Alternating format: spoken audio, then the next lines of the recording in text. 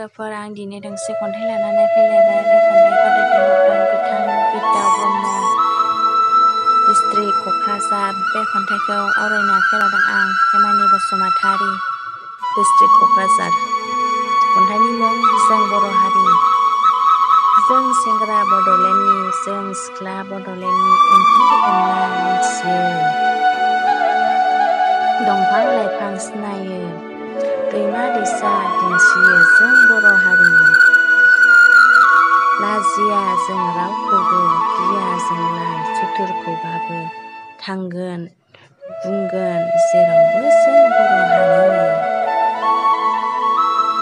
फोरमायगोन जों बुहुमनाङै गैया रावबो जों बायदि, हारिमु दं, राव दं, सुनिबो जोंलाय गेजेन नङा।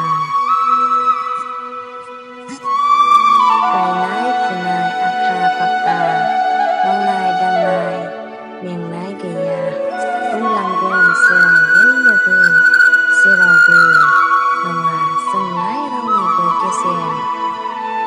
दैमा-दैसाया बोहैयो अराय हालो-दैलो, दाउसिन-दाउला गाबो थैलाय उजिलाय, रायजो जाबोदों जोंबो अराय जुगामि, नङा जोंलाय गुबुन बायदि।